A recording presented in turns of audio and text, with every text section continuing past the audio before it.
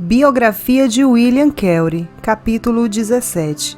Não diga nada sobre William Carey. Charlotte Carey nunca foi uma mulher forte. Depois das graves queimaduras sofridas aos 15 anos, não se esperava que ela tivesse vida longa. Mesmo depois que ela e William se casaram, a maioria das pessoas achavam que ela viveria por apenas um ano ou mais, na melhor das hipóteses. No entanto, seu amor a William lhe dera nova razão para viver, e durante seus anos de casamento, ela tivera uma saúde razoavelmente boa. William amava Charlotte, e os dois passavam tanto tempo juntos quanto podiam. Como ele, ela era talentosa em idiomas e lia todas as suas traduções, oferecendo sugestões úteis. No Natal de 1820, no entanto, a saúde de Charlotte começou a falhar. Todos os dias, William a levava com carinho até o jardim, onde ficavam sentados juntos por cerca de 1 hora conversando e orando. Em 30 de maio de 1821, Charlotte morreu. Foi o dia mais triste da vida de William Carey. Os dois estavam casados havia 13 anos e 21 dias, e William sentia muita falta de Charlotte. Mas 3 mortes rapidamente se seguiram à de Charlotte. Krishnapal, o primeiro convertido da missão, morreu de cólera. Ele tinha sido um evangelista forte e enérgico, até a semana em que morreu.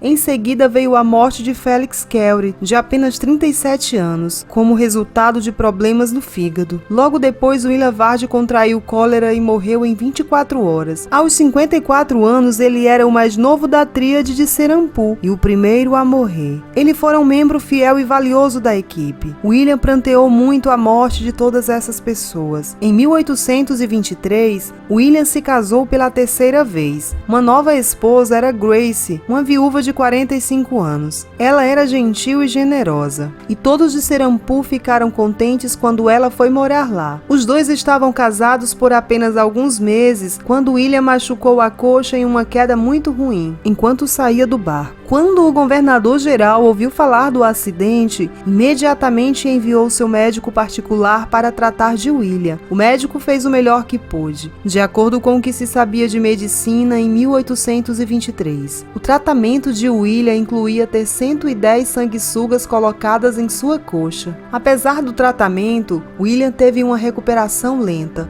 e levou 6 meses até conseguir andar de novo. Como quando ele machucara o pé pulando da carroça, William precisava ser levado e trazido das palestras na faculdade de Fort William. A lesão de William estava muito melhor no final de 1823, e logo ele precisaria de um bom par de pernas para correr por toda a sua vida. O ano tinha sido particularmente úmido, e como quase toda a região de Bengala é um imenso delta atravessado por rios e pântanos, todas as áreas começou a inundar. Os córregos e rios inundados foram se tornando cada vez mais selvagens, até que milhares de animais morreram, e enormes árvores desabaram no rio Ungle, em frente à missão. Finalmente, o rio inundou o centro da missão, e no processo destruiu a casa de William. William estava em casa na época e teve que correr para fora da casa por segurança, para evitar ser levado rio abaixo também. Com a casa, o jardim que havia dado a ele e a Charlotte tanta alegria também foi destruído. Quando as águas da inundação recuaram, os missionários puderam ver os danos pesados que a inundação infligira nos edifícios da missão. Como tinha feito após o incêndio da gráfica, William ficou no meio das ruínas e fez planos para reconstruir. No dia seguinte, ele enviou uma carta para a Inglaterra para pedir mais bulbos e sementes para replantar o jardim. A fim de fornecer algum dinheiro extra para a reconstrução da missão, ele assumiu o trabalho de traduzir documentos governamentais para o bengali.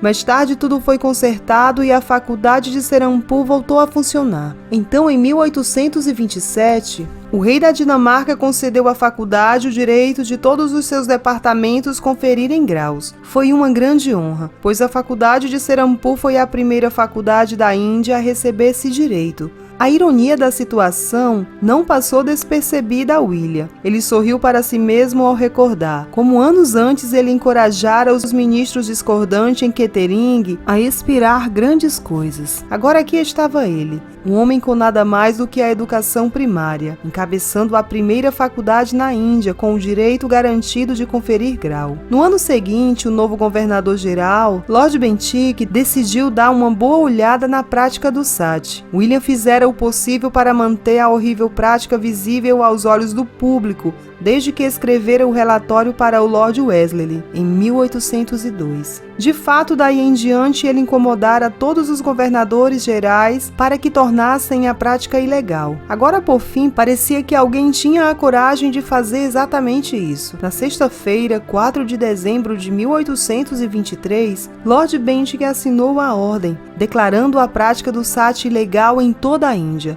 2 dias depois, no domingo de manhã, William leu a ordem pela primeira vez. Lord Bentinck enviara um exemplar a William e lhe pedira que a traduzisse para o bengali, de modo que pudesse se tornar pública. William ficou tão animado que não perdeu tempo. Ele pediu a um dos outros missionários que pregasse o sermão na igreja, e então começou a traduzir a ordem. Ele trabalhou o mais rápido que pôde. Ele não queria desperdiçar nenhum minuto, pois cada minuto que passasse poderia significar a morte de outra viúva. Ele trabalhou o dia todo sem sequer parar para comer, e ao cair da noite, o mensageiro do governador-geral estava a caminho de volta a Calcutá, com a tradução em bengali da ordem. Nos anos seguintes, William teve mais dificuldades para enfrentar. Os bancos na Índia faliram e todo o dinheiro da missão foi perdido. Como resultado da crise financeira, a faculdade Fort William foi forçada a fechar, privando William da renda que sustentava boa parte da missão em Serampore.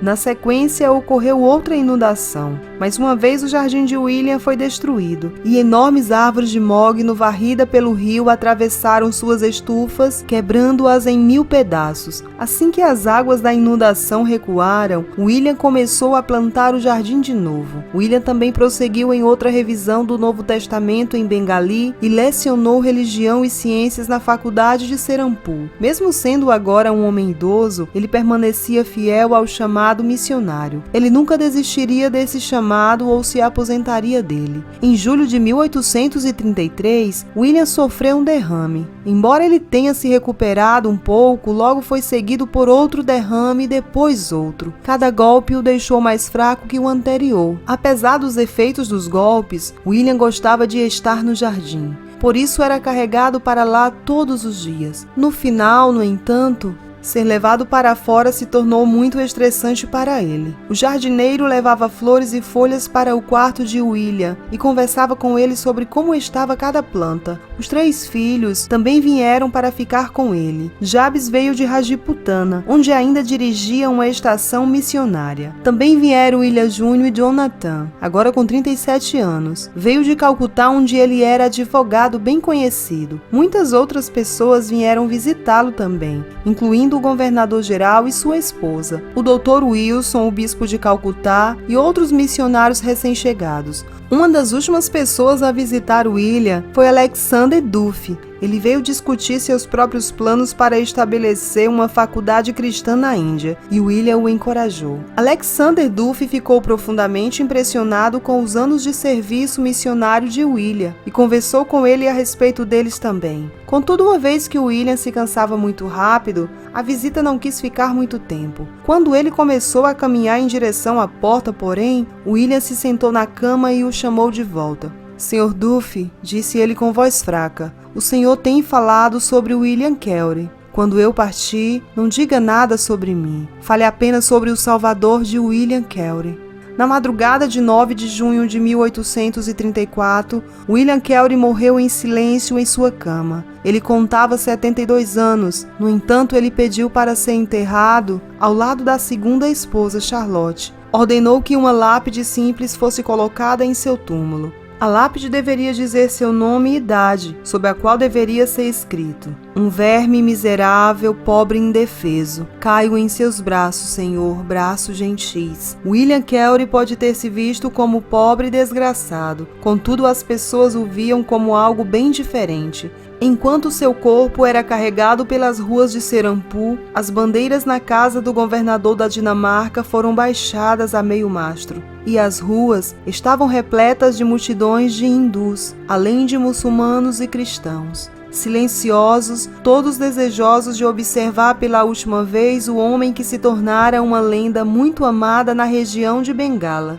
William Carey, o homem que começou a vida como filho de um pobre tecelão, ensinou a si mesmo latim, hebraico e grego enquanto trabalhava como sapateiro. Quando se convenceu de que a Inglaterra deveria enviar missionários para países recém-abertos, ele ajudou a fundar a primeira sociedade missionária inglesa. Então se sentiu obrigado a ir à Índia como primeiro missionário. Quando circunstâncias difíceis o cercaram, ele viu os filhos morrerem e a esposa enlouquecer. Jamais perdeu a fé. Ele sempre perseverou. Prosseguiu para o alvo. No processo, fundou a faculdade de maior prestígio de seus dias na Índia. Ele traduziu a Bíblia para muitas línguas indianas e asiáticas, ajudou a iniciar várias igrejas e escolas, pronunciou-se contra práticas desumanas e nunca vacilou no chamado para partilhar o Evangelho com os indianos, onde quer que os encontrasse. No decorrer de sua vida, William Carey estabeleceu um padrão e um modelo para o trabalho missionário, que nos anos desde sua morte, muitos copiaram, mas poucos alcançaram.